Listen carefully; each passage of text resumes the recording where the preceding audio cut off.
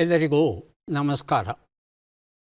ಥಟ್ಟಂತ ಹೇಳಿ ಕ್ವಿಜ್ ಕಾರ್ಯಕ್ರಮಕ್ಕೆ ತಮಗೆಲ್ಲ ಸ್ವಾಗತ.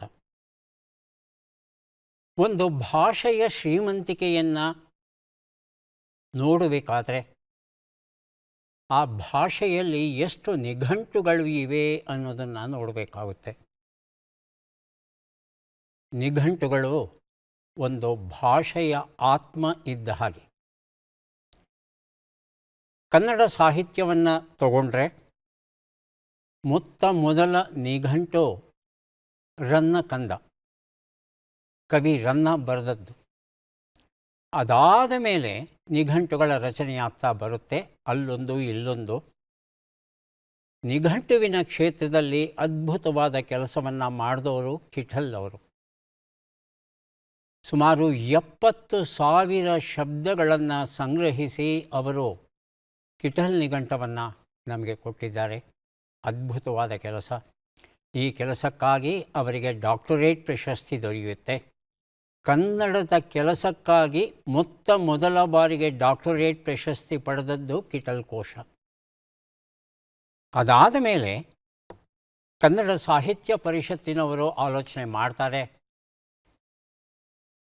ಕಿಠಲ್ ಕೋಶ ಚೆನ್ನಾಗಿದೆ, ಆದರೆ ಸಮಗ್ರವಾಗಿಲ್ಲ, ಹಾಗಾಗಿ ಯಾಕೆ ಪರಿಷ್ಕರಿಸಬಾರದು ಅಂತ ಆಲೋಚನೆ ಬರುತ್ತೆ 1919ರಲ್ಲಿ. 1943ರಲ್ಲಿ ಕೆಲಸ ಮಾಡೋಕ್ಕೆ ಶುರು ಮಾಡ್ತಾರೆ. 1995ರ ವೇಳೆಗೆ, ಅಂದರೆ ಸುಮಾರು 32 ವರ್ಷಗಳು ಆದ ಮೇಲೆ ಆ ಕೆಲಸ ಪೂರ್ಣಗೊಳ್ಳುತ್ತೆ. 8 ಬೃಹತ್ ಸಂಪುಟಗಳು ಪ್ರಕಟವಾಗುತ್ತೆ. ಸುಮಾರು 300ಕ್ಕೂ ಹೆಚ್ಚು ಜನ ಕೆಲಸ ಮಾಡಿರ್ತಾರೆ ಆ ನಿಘಂಟುವಿಗಾಗಿ. ಅದ್ಭುತವಾದ ನಿಘಂಟು. ಯಾವುದೇ ಭಾರತೀಯ ಭಾಷೆಗಳಲ್ಲಿ ಇಷ್ಟು ವಿಶಾಲವಾದ, ವಿಸ್ತೃತವಾದ, ಮಹತ್ವವಾದ, ಬೃಹತ್ತಾದ ನಿಘಂಟು ಇದೆಯಾ ಅಂತ ಕೇಳಿದ್ರೆ ಇಲ್ಲ ಅಂತಲೇ ಹೇಳಬೇಕು. ಈಗ ನಾನು ನಿಮಗೆ ಒಂದು ನಿಘಂಟನ್ನು ಪರಿಚಯ ಮಾಡಿಕೊಡ್ತಾ ಇದ್ದೇನೆ. ಇದನ್ನು ಎತ್ತಿ ಹಿಡ್ಕೊಳ್ಳೋದೇ ಕಷ್ಟ. ಸುಮಾರು 4 kg ತೂಗುವಂಥ ನಿಘಂಟು ಇದು. ಕನ್ನಡ ಶಬ್ದಾರ್ಥಕೋಶ. ಸಂಗ್ರಹಕಾರರು ಶ್ರೀ ಟಿ.ಕೆ. ಅನಂತನಾರಾಯಣ ಅವರು. ಟಿ.ಕೆ. ಅನಂತನಾರಾಯಣ ಅವರು ಓರ್ವ ಸಾಮಾನ್ಯ ಅಧ್ಯಾಪಕರು. ಆಗ ಅವರಿಗನ್ನಿಸುತ್ತೆ, ನಮ್ಮಲ್ಲಿ ಎಷ್ಟೊಂದು ಶಬ್ದಗಳಿವೆ, ಈ ಶಬ್ದಗಳಿಗೆ ನಿಖರವಾದ ಅರ್ಥವನ್ನು ಎಷ್ಟೋ ಜನ ತಿಳ್ಕೊಂಡಿಲ್ವಲ್ಲ, ಇವರಿಗೆಲ್ಲ ಸಹಾಯ ಆಗೋ ರೀತಿಯಲ್ಲಿ ಯಾಕೆ ಒಂದು ನಿಘಂಟನ್ನು ಬರೀಬಾರ್ದು ಅಂತ ಹೇಳಿ 1935ರಲ್ಲಿ ಬರೆಯೋದಕ್ಕೆ ಶುರು ಮಾಡ್ತಾರೆ. ಇವರ ನಿಘಂಟಿನ ವಿಶೇಷ ಏನು ಅಂದರೆ, ಇದು ಪಂಡಿತರ ನಿಘಂಟಲ್ಲ, ಪಾಮರರ ನಿಘಂಟು. ಒಂದು ಕನ್ನಡ ಶಬ್ದ ತಗೊಂಡ್ರೆ ಆ ಶಬ್ದಕ್ಕೆ ಬಹು ಸಾಮಾನ್ಯವಾದ ಅರ್ಥ, ದೈನಂದಿನ ಬಳಕೆಯ ಅರ್ಥ ಏನು ಅದನ್ನು ಹೇಳ್ತಾ ಹೋಗ್ತಾರೆ. ಸ್ವಲ್ಪ ಶಾಸ್ತ್ರೀಯವಾದ ನಿಘಂಟುಗಳಿಗೆ ಹೋದರೆ ಒಂದು ಶಬ್ದ ತಗೊಂಡ್ರೆ ಅದಕ್ಕೆ 8, 10, 12, 16 ಅರ್ಥಗಳನ್ನು ಕೊಡೋದು ಉಂಟು. ಇಲ್ಲಿ ಆ ಕೆಲಸಕ್ಕೆ ಹೋಗಿಲ್ಲ. ನಿಘಂಟನ್ನು ಸುಮಾರು 30 ವರ್ಷಗಳ ಅವಧಿಯಲ್ಲಿ ಬರೆದು ಮುಗಿಸ್ತಾರೆ. ಮುಂದೇನು ಮಾಡೋದು ಗೊತ್ತಾಗಲ್ಲ. ಆ ನಿಘಂಟನ್ನು ಬರೆದು ಅದಕ್ಕೆ ಚೆನ್ನಾಗಿ ರಟ್ಟನ್ನು, ಒಳ್ಳೆ ಗಟ್ಟಿ ರಟ್ಟನ್ನು ಹಾಕಿ ಕನ್ನಡ ಸಾಹಿತ್ಯ ಪರಿಷತ್ತಿಗೆ ಕೊಡ್ತಾರೆ. ಪರಿಷತ್ತವರು ಅದನ್ನು ತಮ್ಮ ಗ್ರಂಥ ಭಂಡಾರದಲ್ಲಿ ಇಟ್ಟು ಬಿಡ್ತಾರೆ. ಅಲ್ಲಿಗೆಲ್ಲರೂ ಮರೀತಾರೆ. ಕೊನೆಗೆ ಅನಂತನಾರಾಯಣ ಅವರ ಮಕ್ಕಳು, ನಮ್ಮಪ್ಪ ಇಂತಹ ಒಂದೊಳ್ಳೆ ಕೆಲಸ ಮಾಡಿದ್ನಲ್ಲ ಅಂತ ನೆನೆಸ್ಕೊಂಡು ಬಹಳ ಕಷ್ಟಪಟ್ಟು ಹುಡುಕಿ ಆ ನಿಘಂಟನ್ನು ಮತ್ತೆ ಮುದ್ರಣ ಮಾಡೋದಕ್ಕೆ ಪ್ರಯತ್ನ ಪಡ್ತಾರೆ. ಹಸ್ತಪ್ರತಿಯಲ್ಲಿದ್ದದ್ದು ನೇರವಾಗಿ ಮುದ್ರಣ ರೂಪಕ್ಕೆ ಬಂದಿದೆ ಕನ್ನಡ ಶಬ್ದಾರ್ಥಕೋಶ. ಈ ಒಂದು ಬೃಹತ್ ನಿಘಂಟು ನಿಜಕ್ಕೂ ಎಷ್ಟು ಬೃಹತ್ತಾಗಿದೆ ಅಂದರೆ 1426 ಪುಟಗಳು ಉಂಟು ಈ ಬೃಹತ್ ಕೃತಿಯಲ್ಲಿ. ಹಾಗೆಯೇ ಎಷ್ಟು ಶಬ್ದಗಳು ಅಂತ ಕೇಳಿದ್ರೆ ಸುಮಾರು 1,40,000ಕ್ಕೂ ಹೆಚ್ಚು ಶಬ್ದಗಳಿವೆ. ಈ ನಿಘಂಟಿಗೆ ಮುನ್ನುಡಿಯನ್ನು ಬರೆದಂಥ ಗುರು ಚನ್ನಬಸಪ್ಪನವ್ರು ಹೇಳ್ತಾರೆ, ಸಾಹಿತ್ಯ ಪರಿಷತ್ತು ಪ್ರಕಟಿಸಿರುವ 8 ಬೃಹತ್ ನಿಘಂಟುಗಳು ಏನಿದೆ, ಅದರಲ್ಲಿ ಇಲ್ಲದೆ ಇರತಕ್ಕಂಥ ಸಾಕಷ್ಟು ಶಬ್ದಗಳು ಈ ನಿಘಂಟಲ್ಲಿ ಇದೆ ಅನ್ನೋ ಮಾತನ್ನು ಹೇಳ್ತಾರೆ. ಅಂದರೆ ಕನ್ನಡ ಸಾಹಿತ್ಯದಲ್ಲಿ ಅದೆಷ್ಟು ಶಬ್ದ ಇರಬೇಕು. ಸಾಹಿತ್ಯ ಪರಿಷತ್ತಿನ ನಿಘಂಟವೇ ಸರ್ವಶ್ರೇಷ್ಠ ಅಂತ ಭಾವಿಸಿದ್ವಿ. ಅದರಲ್ಲಿ ಇಲ್ಲದಿರೋದು ಇಲ್ಲಿದೆ. ಇವೆರಡರಲ್ಲೂ ಇಲ್ಲದೇ ಇರುವಂಥ ಶಬ್ದಗಳು ಎಷ್ಟಿರಬಹುದು ಗೊತ್ತಿಲ್ಲ. ಒಟ್ಟಲ್ಲಿ ತಂದೆಯ ಆಸೆ ಮಕ್ಕಳು ಪೂರೈಸಿದ್ದಾರೆ. ಆ ಕಾರ್ಯಕ್ರಮ ಪುಸ್ತಕ ಬಿಡುಗಡೆ ಆದ ದಿನ ಯಾರ್ಯಾರು ಮನೆಗೆ ಆ ಸಭೆಗೆ ಬಂದಿದ್ದರೋ ಎಲ್ಲರಿಗೂ ಒಂದೊಂದು ನಿಘಂಟನ್ನು ಉಚಿತವಾಗಿ ಕೊಟ್ಟಿದ್ದಾರೆ. ಹಾಗಾಗಿ ನಮ್ಮ ಮನೆಗಳಲ್ಲಿ ಇರುವ ಎಲ್ಲ ಅರ್ಹತೆಯನ್ನು, ಯೋಗ್ಯತೆಯನ್ನು ಪಡೆದಿದೆ ಈ ಒಂದು ನಿಘಂಟು. ಕನ್ನಡ ಶಬ್ದಾರ್ಥಕೋಶ. ಈ ಒಂದು ಪುಸ್ತಕವನ್ನು ಬರೆದವರು ಟಿ.ಕೆ. ಅನಂತ ನಾರಾಯಣ ಅವರು. ಈ ಒಂದು ಪುಸ್ತಕ ನಮ್ಮ ನಿಮ್ಮ ಎಲ್ಲರ ಮನೆಯಲ್ಲಿ ಇರೋದಕ್ಕೆ ಅರ್ಹತೆಯನ್ನು, ಯೋಗ್ಯತೆಯನ್ನು ಪಡೆದಿದೆ. ಹಾಗಾಗಿ ಈ ಒಂದು ಪುಸ್ತಕವನ್ನು ನಾವೆಲ್ಲ ಕೊಂಡುಕೊಳ್ಳೋಣ. ಕಾರ್ಯಕ್ರಮವನ್ನು ಆರಂಭಿಸ್ತಾ ಇದ್ದೇವೆ. ಸ್ಪರ್ಧಿಗಳ ಪರಿಚಯ. ಮೊದಲ ಸ್ಪರ್ಧಿ. ಎಲ್ಲರಿಗೂ ನಮಸ್ಕಾರ. ನನ್ನ ಹೆಸರು ರಾಕೇಶ್ ಸಿ. ನಾನು ಬೆಂಗಳೂರಿನ ಯಲಹಂಕ ಉಪನಗರದಿಂದ ಬಂದಿದ್ದೇನೆ. ನಾನೊಬ್ಬ ಮಾಂಟೆಸರಿ ಎಜುಕೇಟರ್. ನನ್ನ ಹವ್ಯಾಸಗಳು ಪುಸ್ತಕಗಳನ್ನು ಓದುವುದು, ಪದ್ಯಗಳನ್ನು ಬರೆಯುವುದು, ಪ್ರವಾಸ, ಚಾರಣ ಹಾಗೂ ಛಾಯಾಗ್ರಹಣ. ರಾಕೇಶ್ ಅವರಿಗೆ ಸ್ವಾಗತವನ್ನು ಕೋರ್ತಾ ಇದ್ದೇವೆ. ನಮ್ಮ ಮುಂದಿನ ಸ್ಪರ್ಧಿ. ಎಲ್ಲರಿಗೂ ನಮಸ್ಕಾರ. ನನ್ನ ಹೆಸರು ಮೇಘಾ ಸತೀಶ್. ನಾನು JP ನಗರ್ ಬೆಂಗಳೂರಿಂದ ಬಂದಿದ್ದೀನಿ. ನಾನು ಬಾಷಲ್ಲಿ ಸಾಫ್ಟ್ವೇರ್ ಇಂಜಿನಿಯರ್ ಆಗಿದ್ದೀನಿ. ನನ್ನ ಹವ್ಯಾಸಗಳು, ನಾನು ಕಥಕ್ ಡ್ಯಾನ್ಸರ್, ಒಂದು 6 ವರ್ಷದಿಂದ ಕಲಿತಾ ಇದ್ದೀನಿ. ಹಾಗೂ ನನಗೆ ಪುರಾಣ ಕಥೆಗಳು ಕೇಳೋದಂದರೆ ತುಂಬ ಇಷ್ಟ. ಮೇಘಾ ಸತೀಶ್ ಅವರಿಗೆ ಸ್ವಾಗತವನ್ನು ಕೋರ್ತಾ ಇದ್ದೇವೆ. ನಮ್ಮ ಮೂರನೆಯ ಸ್ಪರ್ಧಿ. ಎಲ್ರಿಗೂ ನಮಸ್ಕಾರ. ನನ್ನ ಹೆಸರು ಕಾರ್ತಿಕ್ ಶೆಟ್ಟಿ ಅಂತ. ನಾನು ವಿಜಯನಗರ ಬೆಂಗಳೂರಿಂದ ಬಂದಿದ್ದೀನಿ. ನಾನು ಪ್ರಸ್ತುತ ಖಾಸಗಿ ಕಂಪನಿಯಲ್ಲಿ ವರ್ಕರಾಗಿ ವರ್ಕ್ ಮಾಡ್ತಾ ಇದ್ದೀನಿ. ಓದುವಂಥದ್ದು ಹಾಗೂ ಹಾಡುಗಳನ್ನ ಕೇಳುವಂಥದ್ದು ನನ್ನ ಹವ್ಯಾಸ. ತುಂಬ ಸಂತೋಷ ಕಾರ್ತಿಕ್ ಶೆಟ್ಟಿ. ಕಾರ್ಯಕ್ರಮಕ್ಕೆ ಸ್ವಾಗತವನ್ನು ಕೋರ್ತಾ ಇದ್ದೇವೆ ತಮಗೆ. ಮೂವರು ಸಿದ್ಧವಾಗಿದ್ದರೆ ಕಾರ್ಯಕ್ರಮ ಆರಂಭಿಸೋಣ. ಮೊದಲಿಗೆ ನಿಯಮಗಳನ್ನು ಒಮ್ಮೆ ನೋಡಿಬಿಡೋಣ. ಒಟ್ಟು 10 ಪ್ರಶ್ನೆಗಳು. ಮೊದಲು ಬಜರ್ ಒತ್ತಿದವರಿಗೆ ಉತ್ತರ ನೀಡುವ ಅವಕಾಶ. ಪ್ರತಿ ಸರಿ ಉತ್ತರಕ್ಕೆ ಒಂದು ಪುಸ್ತಕ ಬಹುಮಾನ. ಆಯ್ಕೆಗಳು ಬರುವ ಮೊದಲೇ ಬಜರ್ ಒತ್ತಿ ಸರಿ ಉತ್ತರ ನೀಡಿದರೆ 2 ಪುಸ್ತಕ ಬಹುಮಾನ. 100 ಅಂಕ ಗಳಿಸಿದವರಿಗೆ ಒಂದು ಪುಸ್ತಕ ವಿಶೇಷ ಬಹುಮಾನ. ನಕಾರಾತ್ಮಕ ತಂತ್ರಗಳಿಗೆ ಅವಕಾಶವಿಲ್ಲ. ಕಾರ್ಯಕ್ರಮದ ಮೊದಲ ಪುಸ್ತಕ, ಮೊದಲ ಪ್ರಶ್ನೆಯನ್ನು ಈಗ ನೋಡೋಣ. ಸ್ತೋತ್ರ ಸಂಗಮ, ಡಾಕ್ಟರ್ ಶೋಭಾ ವೆಂಕಟ್ ಸಂಗ್ರಹಿಸಿರುವ ಪುಸ್ತಕ. ಮೊದಲ ಪ್ರಶ್ನೆ ಈಗ ಬಂತು. ಮಳೆಗೆ, ಕಾಳಿಂಗ ಸರ್ಪಗಳ ವೀಕ್ಷಣೆಗೆ, ಸಮೃದ್ಧ ಕಾಡಿಗೆ ಹಾಗೂ ಅತ್ಯುತ್ತಮ ಸೂರ್ಯಾಸ್ತಮವನ್ನು ನೋಡಲು ಕರ್ನಾಟಕದಲ್ಲಿರುವಂಥ ಅತ್ಯಂತ ಉತ್ತಮ ಸ್ಥಳ ಯಾವುದು? ಆಗುಂಬೆ. ಬರೋದಕ್ಕೆ ಮೊದಲು ರಾಕೇಶ್ ಬಜರ್ ಒತ್ತಿದ್ದಾರೆ, ಆನಂತರ Karthik Shetty. Agumbe rainforest. Agumbe rainforest ಅಂತ ಹೇಳ್ತಾ ಇದ್ದಾರೆ ಕಾರ್ತಿಕ್ ಶೆಟ್ಟಿ. ಸೇಮ್ ಸರ್, ಆಗುಂಬೆನೆ. ಅದೇ ಉತ್ತರವ. ಆಯ್ಕೆಗಳನ್ನು ನೋಡು. ದೇವರಾಯನ ದುರ್ಗ, ಬಾರ್ಕೂರು, ಆಗುಂಬೆ, ಸಕಲೇಶಪುರ.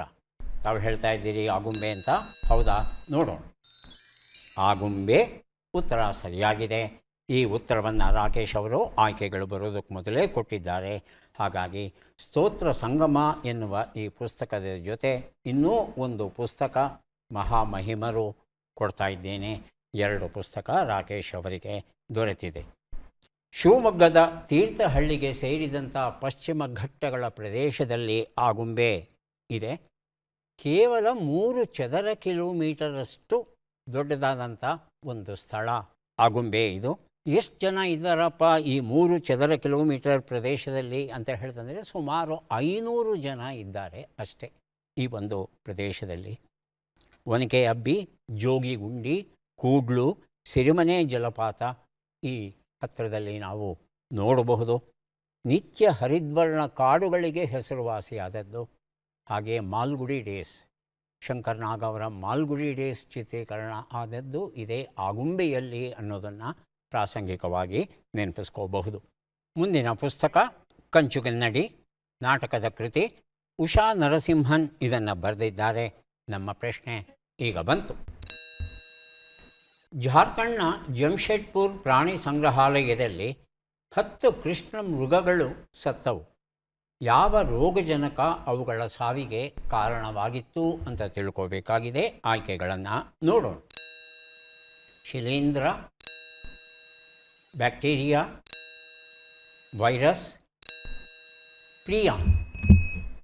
ಮೊದಲಿಗೆ ಬಜರುತ್ತಿದ್ದಾರೆ ಮೇಘಾ ಸತೀಶ್ ಅವರು, ಆನಂತರ ಕಾರ್ತಿಕ್ ಶೆಟ್ಟಿ. ಪ್ರಿಯಾನ್ ಆಯ್ಕೆ 4. Karthik Shetty. Virus sir. Virus ಆಯ್ಕೆ 3. ಉತ್ತರವನ್ನು ನೋಡೋಣ. ಆದರೆ ಸರಿಯಾದ ಉತ್ತರ ಬ್ಯಾಕ್ಟೀರಿಯಾ ಆಗಿತ್ತು. ಈ ಕಾಯಿಲೆಯನ್ನು ಪ್ಯಾಸ್ಚುರೆಲ್ಲೋಸಿಸ್ ಅಂತ ಕರೀತಾರೆ. ಪ್ಯಾಸ್ಚುರೆಲ್ಲ ಮಲ್ಟೋಸಿಡಾ ಅಂತಕ್ಕಂಥ ಒಂದು ಬ್ಯಾಕ್ಟೀರಿಯಾ ಈ ಕಾಯಿಲೆಗೆ ಕಾರಣವಾಗುತ್ತಂತೆ. ಸಾಮಾನ್ಯವಾಗಿ ಊರಲ್ಲಿ ದನಗಳಿಗೂ ಮತ್ತು ಎಮ್ಮೆಗಳಿಗೂ ಬರುತ್ತೆ, ಆದರೆ ಕಾಡಲ್ಲಿ ಇರಬಹುದಾದ ಪ್ರಾಣಿಗಳಿಗೂ ಇದು ಬರಬಹುದು. ಆಶಾಕಿರಣ ಎನ್ನುವ ಕಥಾ ಸಂಕಲನದ ಕೃತಿ. TR ವರದರಾಜನ್ ಇದನ್ನು ಬರೆದಿದ್ದಾರೆ. ನಮ್ಮ ಪ್ರಶ್ನೆ, ಲಾರ್ಜ್ ಲ್ಯಾಂಗ್ವೇಜ್ ಮಾಡೆಲ್ LLM ಯಾವ ಕ್ಷೇತ್ರಕ್ಕೆ ಸಂಬಂಧಿಸಿದೆ? ಆಯ್ಕೆಗಳನ್ನು ನೋಡೋಣ. ಕೃತಕ ಬುದ್ಧಿಮತ್ತೆ, ಭಾಷಾ ವ್ಯಾಕರಣ, ಭಾಷಾ ಅನುವಾದ, ಮನಸ್ಸನ್ನು ತಿಳಿಯುವ ಹೊಸ ಆ್ಯಪ್. ಬಜರುತ್ತಿ ಉತ್ತರವನ್ನು ಕೊಡಿ. ಮೊದಲಿಗೆ ರಾಕೇಶ್, ಆನಂತರ ಮೇಘಾ ಸತೀಶ್. ರಾಕೇಶ್. ಕೃತಕ ಬುದ್ಧಿಮತ್ತೆ. ಕೃತಕ ಬುದ್ಧಿಮತ್ತೆ ಆಯ್ಕೆ 1. ಮೇಘಾ. ಭಾಷಾ ಅನುವಾದ. ಭಾಷಾ ಅನುವಾದ ಆಯ್ಕೆ 3. ಉತ್ತರವನ್ನು ನೋಡೋಣ. ಕೃತಕ ಬುದ್ಧಿಮತ್ತೆ ಉತ್ತರ ಸರಿಯಾಗಿದೆ. ಆಶಾಕಿರಣ ಎನ್ನುವ ಈ ಕಥಾ ಸಂಕಲನ ರಾಕೇಶ್ ಅವರಿಗೆ ಕೊಟ್ಟಿದ್ದೇವೆ. ಉತ್ತಂಗ ಮತ್ತು ಇತರ ಸ್ಫೂರ್ತಿದಾಯಕ ಕಥೆಗಳು. ಕೆ ರಘು ಶೆಟ್ಟಿ ಇದನ್ನು ಬರೆದಿದ್ದಾರೆ. ಪ್ರಶ್ನೆ, ಫ್ಯೂಜಿವಾರ ಪರಿಣಾಮ ಯಾವ ಕ್ಷೇತ್ರಕ್ಕೆ ಸಂಬಂಧಿಸಿದೆ? ಆಯ್ಕೆಗಳನ್ನು ನೋಡೋಣ. ಬಾಹ್ಯಾಕಾಶಯಾನ, ಮಿಲಿಟರಿ, ಕೃಷಿ, ಹವಾಮಾನ. ಮೊದಲಿಗೆ ಮೇಘಾ, ಆನಂತರ ಕಾರ್ತಿಕ್ ಶೆಟ್ಟಿ. ಹವಾಮಾನ ಆಯ್ಕೆ 4. ಕಾರ್ತಿಕ್ ಶೆಟ್ಟಿ. ಕೃಷಿ ಆಯ್ಕೆ 3. ಉತ್ತರವನ್ನು ನೋಡೋಣ. ಸರಿಯಾದ ಉತ್ತರ ಹವಾಮಾನ ಆಗಿತ್ತು. ಮೇಘಾ ಅವರಿಗೆ ಉತ್ತಂಗ ಈ ಒಂದು ಪುಸ್ತಕವನ್ನು ಕೊಟ್ಟಿದ್ದೇನೆ. ಫ್ಯೂಜಿವಾರ ಪರಿಣಾಮ ಅಂದರೆ ಏನು, ಹವಾಮಾನ ಕ್ಷೇತ್ರದಲ್ಲಿ ಇದರ ಮಹತ್ವ ಏನು, ಇದರ ಬಗ್ಗೆ ತಿಳ್ಕೋಬೇಕಾಗುತ್ತೆ. ಜಪಾನಿ ಹವಾಮಾನ ತಜ್ಞ 1921ರಲ್ಲಿ ಈ ಒಂದು ಪರಿಣಾಮವನ್ನು ಗಮನಿಸಿ ವರ್ಣಿಸ್ತಾನೆ. ಹಾಗಾಗಿ ಈ ಪರಿಣಾಮಕ್ಕೆ ಆತನ ಹೆಸರನ್ನೇ ಕೊಡಲಾಗಿದೆ. ಏನು, ಒಂದು ಕಡೆ ಒಂದು ಚಂಡಮಾರುತ ಹುಟ್ಟಿದೆ, ಇನ್ನೊಂದು ಕಡೆ ಇನ್ನೊಂದು ಚಂಡಮಾರುತ ಹುಟ್ಟಿದೆ, ಹೆಚ್ಚು ಕಡಿಮೆ ಒಂದೇ ಕಾಲಕ್ಕೆ. ಇವು ಯಾವ ಕಡೆ ಚಲಿಸುತ್ತೋ ಗೊತ್ತಿಲ್ಲ, ಹೀಗೂ ಹೋಗ್ಬೋದು ಹೀಗೂ ಹೋಗ್ಬೋದು ಗೊತ್ತಿಲ್ಲ. ಅಪರೂಪಕ್ಕೆ 2 ಹತ್ತಿರಕ್ಕೆ ಬರ್ಬೋದು.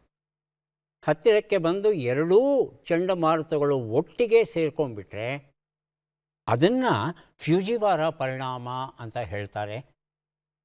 ಅದರ ಪರಿಣಾಮವನ್ನು ಊಹಿಸಿಕೊಳ್ಳಿಕ್ಕೂ ಸಾಧ್ಯವಿಲ್ಲ, ಅಷ್ಟು ಮಾರಕವಾಗಿ ಪರಿಗಣಿಸಬಹುದು.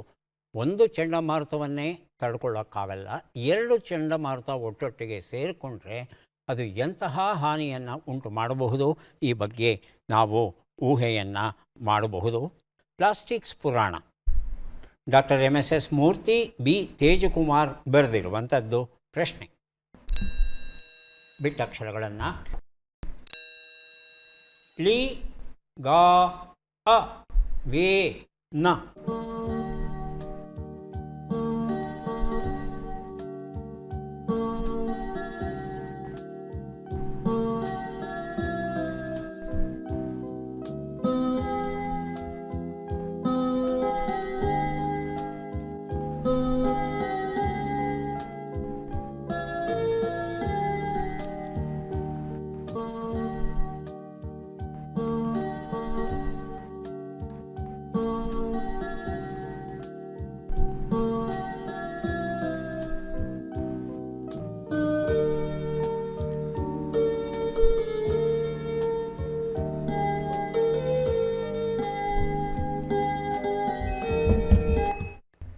ಮೊದಲಿಗೆ ರಾಕೇಶ್, ಆನಂತರ ಮೇಘಾ ಸತೀಶ್ ಅವರು.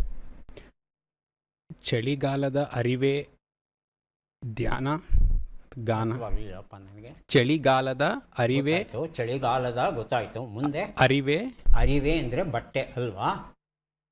ಏನು ಅರಿವೆ ಅಂದರೆ? ಅರಿವೆ ಅಂದರೆ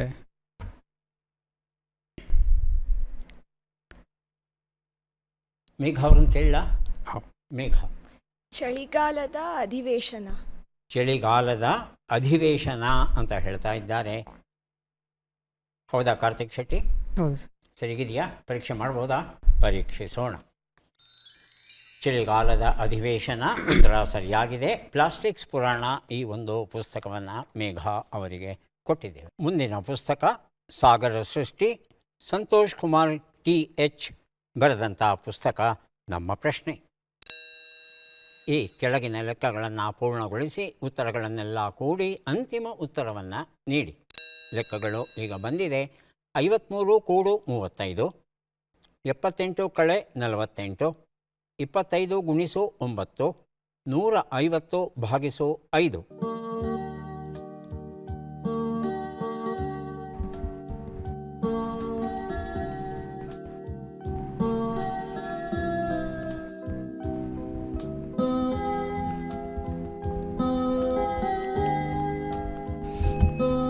ಬಜರ್ ಒತ್ತಿದ್ದಾರೆ ರಾಕೇಶ್. ಅಂತಿಮ ಉತ್ತರ 373. 373. ಹೌದಾ? ಹೌದು. ಹೇಳಿ ಮೇಘ. 375. 3 ಸ್ವಲ್ಪ 7 ಭಿನ್ನವಾದ ಉತ್ತರ ಕೊಡ್ತಾ ಇದ್ದಾರೆ ಮೇಘ ಅವರು. ಕಾರ್ತಿಕ್ ಶೆಟ್ಟಿ ಸೇಮ್ ಯಾವುದು? 375. ಅಂದರೆ ರಾಕೇಶ್ ಕೊಟ್ಟ ಉತ್ತರವಾ ಮೇಘ ಕೊಟ್ಟದ್ದು? ಮೇಘ ಅವರು ಕೊಟ್ಟವು. ಮೇಘ ಕೊಟ್ಟದ್ದು ಸರಿಗಿದೆ. ಉತ್ತರವನ್ನು ನೋಡ್ತಾ ಹೋಗೋಣ. ಒಂದು ಉತ್ತರ 88, 30, 225, 30 ಎಲ್ಲವನ್ನು ಕೂಡಿದರೆ 373 ಬಂದಿದೆ. ಈ ಉತ್ತರವನ್ನು ನಮಗೆ ಕೊಟ್ಟವರು ರಾಕೇಶ್ ಅವರು. ಸಾಗರ ಸೃಷ್ಟಿ ಈ ಒಂದು ಪುಸ್ತಕವನ್ನು ರಾಕೇಶ್ ಅವರಿಗೆ ಕೊಟ್ಟಿದ್ದೇವೆ. ಈಗ ಕೊಡಲಿದ್ದೇವೆ ಸಂಗೀತಗಾರರು ಹಾಸ್ಯ ಪ್ರಸಂಗಗಳು ಎನ್ನುವ ಪುಸ್ತಕ. ಎಸ್ ಶಶಿಧರ್ ಇದನ್ನು ಬರೆದಿದ್ದಾರೆ. ನಮ್ಮ ಪ್ರಶ್ನೆ: ಈ ಪದ್ಮ ಪುರಸ್ಕೃತರನ್ನು ಗುರುತಿಸಿ.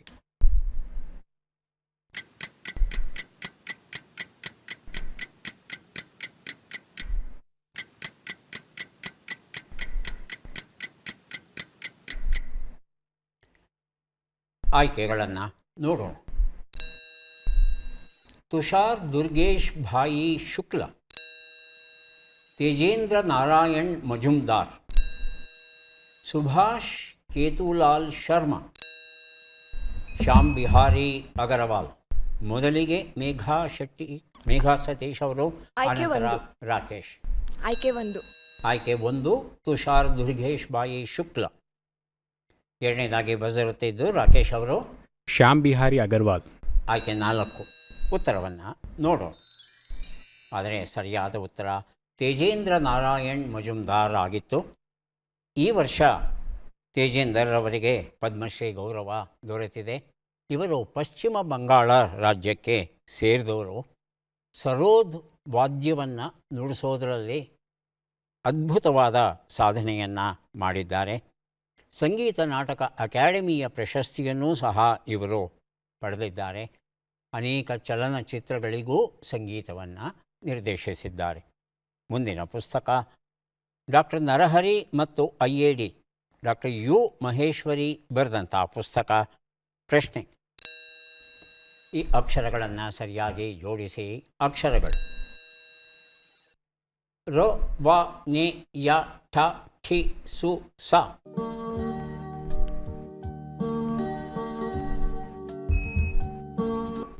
ಹೇಳಿ ರಾಕೇಶ್. ರೊಟ್ಟಿ ಸುಟ್ಟ ವಾಸನೆ. 8 ಅಕ್ಷರ ಬೇಕು ನಮಗೆ. ಹೆಚ್ಚೂ ಬೇಡ, ಕಡಿಮೆನೂ ಬೇಡ. ರೊಟ್ಟಿ ಸುಟ್ಟ ವಾಸನೆಯ ವಾಸನೆಯ ಸುಟ್ಟ ವಾಸನೆ. ರೊಟ್ಟಿಯ ಸುಟ್ಟ ವಾಸನೆ.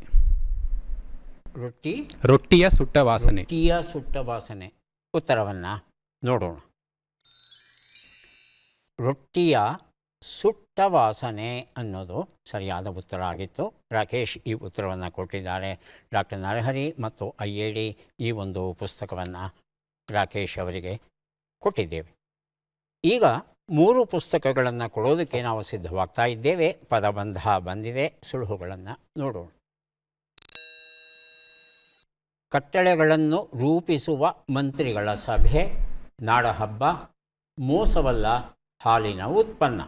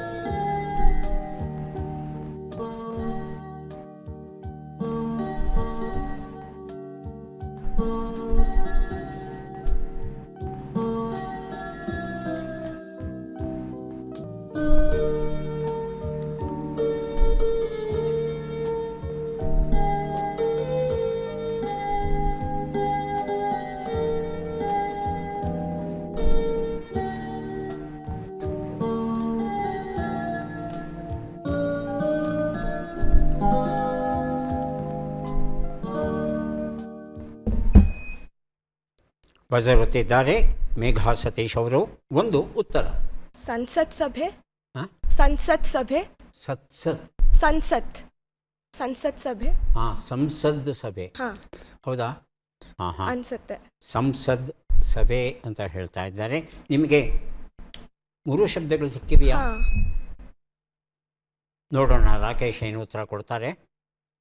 ಮೊದಲನೇದು ಸಂಸತ್ ಸಭೆ. ಮೊದಲನೇದು ಮಾತ್ರ. ಸಂಸತ್ ಸಭೆ. ಹಾಂ, ಸಂಸತ್ ಸಭೆ. ಸಂಸತ್ ಸಭೆ. ಕಾರ್ತಿಕ್ ಶೆಟ್ಟಿ ಮೊದಲನೇದು ಮಾತ್ರ. ಉತ್ತರವನ್ನು ನೋಡೋಣ. ಶಾಸನ ಸಭೆ ಅನ್ನೋದು ಎಲ್ಲರಿಗೂ ಅರ್ಥವಾಗುವಂಥ ಸರಳ ನೇರ ಅರ್ಥ ಕೊಡುವ ಶಬ್ದ. ಸಂಸತ್ ಸಭೆ ಅನ್ನೋದು ತಪ್ಪಲ್ಲ. ಆದರೆ ನಮ್ಮ ಕರ್ನಾಟಕದಲ್ಲಿ ಸಂಸತ್ ಸಭೆ ಅಂತ ಬಳಸೋದು ಅಪರೂಪ. ಅದೇನಿದ್ರೂ ಕೇಂದ್ರ ಸರ್ಕಾರಕ್ಕೆ ಸಂಬಂಧಪಟ್ಟ ಹಾಗೆ ಆ ಸಂಸತ್ ಸಭೆ ಅನ್ನೋ ಪ್ರಯೋಗ ಅಲ್ಲಿ ನಡೆಯುತ್ತೆ, ಅಲ್ಲಿಗೆ ಸರಿ. ಆದರೆ ನಮ್ಮಲ್ಲಿ ಶಾಸನ ಸಭೆ ಅನ್ನೋದು ಸರಿಯಾದ ಉತ್ತರ ಆಗುತ್ತೆ. ಆದರೆ ಇಲ್ಲಿ 2ನೇ ಶಬ್ದ 3ನೇ ಶಬ್ದ ಏನು ಕೊಡ್ತೀರಿ ಅನ್ನೋದ್ರ ಮೇಲೆ ಈ ಶಬ್ದಕ್ಕೆ ಬೆಲೆ ಕೊಡಬೇಕಾ ಬೇಡವಾ ಅನ್ನೋದನ್ನು ನಿರ್ಧಾರ ಮಾಡೋಣ. 2ನೇದಕ್ಕೆ ಉತ್ತರ ಕೊಡಿ. ಬಜರ್ ಹತ್ಬೇಕಲ್ಲ. ಅಲ್ಲ, ಅವರಿಗೆ, ಮೇಘ ಅವರಿಗೆ. ದಸರಾ. ದಸರಾ. ಉತ್ತರವನ್ನು ನೋಡೋಣ. ದಸರಾ ಸರಿಯಾಗಿದೆ. 3ನೇ ಶಬ್ದಕ್ಕೆ ಮೊಸರು. ಮೊಸರು. ಉತ್ತರವನ್ನು ನೋಡೋಣ. ಮೊಸರು ಉತ್ತರ ಸರಿಯಾಗಿದೆ. 3 ಶಬ್ದಗಳನ್ನು ಸರಿಯಾಗಿ ಗುರುತಿಸಿದ್ದಾರೆ ಮೇಘಾ ಸತೀಶ್ ಅವರು. 3 ಪುಸ್ತಕಗಳನ್ನು ಅವರಿಗೆ ಕೊಡ್ತಾ ಇದ್ದೆ. ಈಗ ಬಂದಿದ್ದೇವೆ ಕಾರ್ಯಕ್ರಮದ ಕೊನೆಯ ಘಟ್ಟಕ್ಕೆ. ಚಟ್ಪಟ್ ಚಿನ್ಕುರುಳಿ. 5 ಪ್ರಶ್ನೆಗಳು. ಮೊದಲ ಅವಕಾಶ ರಾಕೇಶ್ ಅವರಿಗೆ. ಸಿದ್ಧವಾಗಿದ್ದೀರಾ? ಮೊದಲ ಪ್ರಶ್ನೆ. ಗಂಟಲಗಾಣ ಎಂಬ ನುಡಿಗಟ್ಟಿನ ಅರ್ಥವೇನು? ಪ್ರಾಣಕ್ಕೆ ತೊಂದರೆ, ತುಂಬ ಮಾತನಾಡು. ಪ್ರಾಣಕ್ಕೆ ತೊಂದರೆ. ಮುಂದಿನ ಪ್ರಶ್ನೆ. ಕೆರೆ ತುಂಬಿ ಹರಿ ಎಂಬ ಅರ್ಥವನ್ನು ಕೊಡುವ ಶಬ್ದ ಯಾವುದು? ಖೋಡಿ, ಕೋಡಿ. ಕೋಡಿ. 2ನೇದು. 2ನೇದು. ಮುಂದಿನ ಪ್ರಶ್ನೆ. ಕುಶದ್ವೀಪ ಎಂದರೆ ಇಂದಿನ ಯಾವ ಭೂಭಾಗ? ಓಷೇನಿಯಾ, ದಕ್ಷಿಣ ಧ್ರುವ. ಓಷೇನಿಯಾ. ಮುಂದಿನ ಪ್ರಶ್ನೆ. ಈ ಗಾದೆಯನ್ನು ಪೂರ್ಣಗೊಳಿಸಿ. ಸಮುದ್ರದ ನೆಂಟಸ್ತನ. ಗೊತ್ತಿಲ್ಲ ಸರ್. ಮುಂದಿನ ಪ್ರಶ್ನೆ. ಈ ಒಗಟನ್ನು ಬಿಡಿಸಿ. ಅಡಿಯಲ್ಲಿ ಗುಂಜು, ನಡುವಲ್ಲಿ ತಾಮ್ರ, ತುದಿಯಲ್ಲಿ ಕಿರೀಟ. ತೆಂಗಿನಕಾಯಿ. ತೆಂಗಿನಕಾಯಿ. ಉತ್ತರವನ್ನು ನೋಡ್ತಾ ಹೋಗೋಣ. 1 ಉತ್ತರ. ಗಂಟಲಗಾಣ, ಪ್ರಾಣಕ್ಕೆ ತೊಂದರೆ ಸರಿಯಾಗಿದೆ. 2ನೇ ಪ್ರಶ್ನೆಗೆ ಉತ್ತರ ಕೆರೆ ತುಂಬಿ ಹರಿ, ಕೋಡಿ ಸರಿಯಾಗಿದೆ. 3ನೇ ಪ್ರಶ್ನೆಗೆ ಉತ್ತರ ಓಷೇನಿಯಾ ಸರಿಯಾಗಿದೆ. 4ನೇ ಪ್ರಶ್ನೆಗೆ ಉತ್ತರ ಸಮುದ್ರದ ನೆಂಟಸ್ತನ, ಉಪ್ಪಿಗೆ ಬಡತನ ಅನ್ನೋದು ಸರಿಯಾದ ರೂಪ. 5ನೇ ಪ್ರಶ್ನೆಗೆ ಉತ್ತರ ಇದು ಈರುಳ್ಳಿ ಹೂವಿನ ವರ್ಣನೆ ಆಗಿತ್ತು. 3 ಪ್ರಶ್ನೆಗಳಿಗೆ ತಾವು ಸರಿಯಾದ ಉತ್ತರ ಕೊಟ್ಟಿದ್ದೀರಿ. ಹಾಗಾಗಿ 3 ಪುಸ್ತಕಗಳನ್ನು ತಮಗೆ ಕೊಡ್ತಾ ಇದ್ದೇವೆ. ಈಗ ಅವಕಾಶ ಮೇಘಾ ಸತೀಶ್ ಅವರಿಗೆ. ಸಿದ್ಧವಾಗಿದ್ದೀರಾ? ಮೊದಲ ಪ್ರಶ್ನೆ. ಗಾಳಿ ಹಾಕು ಎಂಬ ನುಡಿಗಟ್ಟಿನ ಅರ್ಥವೇನು? ತಂಪಾಗಿಸು, ಉತ್ತೇಜಿಸು. ಉತ್ತೇಜಿಸು. ಮುಂದಿನ ಪ್ರಶ್ನೆ. ಊಟ ಮಾಡುವ ತಟ್ಟೆ ಎಂಬ ಅರ್ಥವನ್ನು ಕೊಡುವ ಶಬ್ದ ಯಾವುದು? ಗಂಗಾಳ, ಗಂಗೆತ್ತು. ಗಂಗಾಳ. ಮುಂದಿನ ಪ್ರಶ್ನೆ. ಮಹಾಭಾರತ ದ್ವೈತವನವು ಯಾವ ನದಿಯ ತೀರದಲ್ಲಿ ಇತ್ತು? ಗಂಗಾ ನದಿ, ಸರಸ್ವತಿ ನದಿ. ಗಂಗಾ ನದಿ. ಮುಂದಿನ ಪ್ರಶ್ನೆ. ಈ ಗಾದೆಯನ್ನು ಪೂರ್ಣಗೊಳಿಸಿ. ಸವತಿ ಸಣ್ಣವಳಲ್ಲ. ಯುವತಿ ದೊಡ್ಡವಳಲ್ಲ. ಮುಂದಿನ ಪ್ರಶ್ನೆ. ಈ ಒಗಟನ್ನು ಬಿಡಿಸಿ. ಅಂಕುಡೊಂಕು ಹಾವಲ್ಲ, ಉದ್ದಮೂತಿ ಹೆಗ್ಗಣವಲ್ಲ, ಬೂದಿ ಬಣ್ಣ ಜೋಗಿಯಲ್ಲ, ತೂಗಾಡುವುದುಂಟು ಉಯ್ಯಾಲೆಯಲ್ಲ. ಗೊತ್ತಿಲ್ಲ. ಉತ್ತರವನ್ನು ನೋಡ್ತಾ ಹೋಗೋಣ. 1 ಉತ್ತರ ಗಾಳಿ ಹಾಕು, ಉತ್ತೇಜಿಸು ಸರಿಯಾಗಿದೆ. 2ನೇ ಪ್ರಶ್ನೆಗೆ ಉತ್ತರ ಗಂಗಾಳ ಸರಿಯಾಗಿದೆ. 3ನೇ ಪ್ರಶ್ನೆಗೆ ಉತ್ತರ ಸರಸ್ವತಿ ನದಿ ಆಗಿತ್ತು, ಗಂಗಾ ಅಂತ ಹೇಳಿದರೆ. 4ನೇ ಪ್ರಶ್ನೆಗೆ ಉತ್ತರ ಸವತಿ ಸಣ್ಣವಳಲ್ಲ, ದಾಯಾದಿ ಚಿಕ್ಕವನಲ್ಲ ಸರಿಯಾದ ರೂಪ. 5ನೇ ಪ್ರಶ್ನೆಗೆ ಉತ್ತರ ಇದು ಪಡುವಲಕಾಯಿಯ ವರ್ಣನೆ ಆಗಿತ್ತು. 2 ಪ್ರಶ್ನೆಗಳಿಗೆ ತಾವು ಸರಿಯಾದ ಉತ್ತರ ಕೊಟ್ಟಿದ್ದೀರಿ. 2 ಪುಸ್ತಕಗಳನ್ನು ತಮಗೆ ಕೊಟ್ಟಿದ್ದೇವೆ. ಈಗ ಕಾರ್ತಿಕ್ ಶೆಟ್ಟಿ ಅವರಿಗೆ ಅವಕಾಶ. ಸಿದ್ಧವಾಗಿದ್ದೀರಾ? ಸರ್. ಮೊದಲ ಪ್ರಶ್ನೆ. ಗುಡಾರ ಎತ್ತು ಎಂಬ ನುಡಿಗಟ್ಟಿನ ಅರ್ಥವೇನು? ಹೊರಡು, ಬೀಡು ಬಿಡು. ಹೊರಡು. ಮುಂದಿನ ಪ್ರಶ್ನೆ. ಖಡ್ಗಮೃಗ, ಘೆಂಡಾಮೃಗ ಎಂಬ ಅರ್ಥವನ್ನು ಕೊಡುವ ಶಬ್ದ ಯಾವುದು? ಗಂಡಕ, ಚಂಡಕ. ಚಂಡಕ. ಮುಂದಿನ ಪ್ರಶ್ನೆ. ರಾಜಸೂಯ ಯಾಗದಲ್ಲಿ ಅರ್ಜುನನು ಎಲ್ಲಿಯವರೆಗೆ ದಿಗ್ವಿಜಯವನ್ನು ನಡೆಸಿದ? ಉತ್ತರ ಕುರು, ದಕ್ಷಿಣ ಕುರು. ದಕ್ಷಿಣ ಕುರು. ಮುಂದಿನ ಪ್ರಶ್ನೆ. ಈ ಗಾದೆಯನ್ನು ಪೂರ್ಣಗೊಳಿಸಿ. ಸಸಿಯಾಗಿ ಬಗ್ಗದ್ದು, ಮರವಾಗಿ ಬಗ್ಗೀತೆ. ಮರವಾಗಿ ಬಗ್ಗೀತೆ. ಮುಂದಿನ ಪ್ರಶ್ನೆ. ಈ ಒಗಟನ್ನು ಬಿಡಿಸಿ. ಅಮರ ತೋಟಕ್ಕೆ ಹೋಗಿ ತುಮರಿಕಾಯಿ ತಂದು ತಿನ್ನಕ್ಕೆ ಹೋದರೆ hi hi hi hi hi.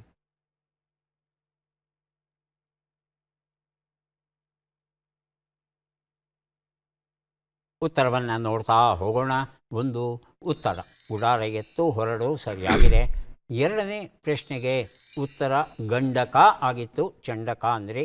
3ನೇ ಪ್ರಶ್ನೆಗೆ ಉತ್ತರ ಕುರು ಅಂದರೆ ಇವತ್ತಿನ ಕಿರ್ಗಿಸ್ತಾನದವರೆಗೆ ಅರ್ಜುನ ಹೋಗಿದ್ದಂತೆ. 4ನೇ ಪ್ರಶ್ನೆಗೆ ಉತ್ತರ ಸಸಿಯಾಗಿ ಬಗ್ಗದ್ದು, ಮರವಾಗಿ ಬಗ್ಗೀತೆ ಸರಿಯಾದ ಉತ್ತರ ಕೊಟ್ಟಿದ್ದೀರಾ. 5ನೇ ಪ್ರಶ್ನೆಗೆ ಉತ್ತರ ಇದು ಹಸಿ ಮೆಣಸಿನಕಾಯಿಯ ವರ್ಣನೆ ಆಗಿತ್ತು. 2 ಪ್ರಶ್ನೆಗಳಿಗೆ ತಾವು ಸರಿಯಾದ ಉತ್ತರ ಕೊಟ್ಟಿದ್ದೀರಿ. ಹಾಗಾಗಿ 2 ಪುಸ್ತಕಗಳನ್ನು ತಮಗೆ ಕೊಡ್ತಾ ಇದ್ದೇವೆ. ಯಾರಿಗೆ ಎಷ್ಟು ಪುಸ್ತಕ ಬಂದಿದೆ ಅದನ್ನು ನೋಡುವ ಕ್ಷಣ ಈಗ ಬಂತು. ರಾಕೇಶ್ ಅವರು ಪುಸ್ತಕಗಳನ್ನು ಸ್ವೀಕರಿಸಬೇಕು ಅಂತ ಕೇಳ್ತಾ ಇದ್ದೇವೆ. ದಯವಿಟ್ಟು ಸ್ವೀಕರಿಸಬೇಕು. ಧನ್ಯವಾದಗಳು.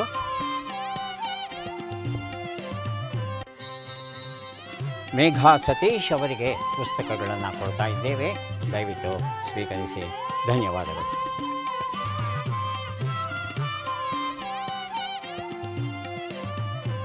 ಕಾರ್ತಿಕ್ ಶೆಟ್ಟಿ ಅವರಿಗೆ 2 ಪುಸ್ತಕ ಸಿಗ್ತಾ ಇದೆ. ಸ್ವೀಕರಿಸಿ. ಅಭಿನಂದನೆಗಳು.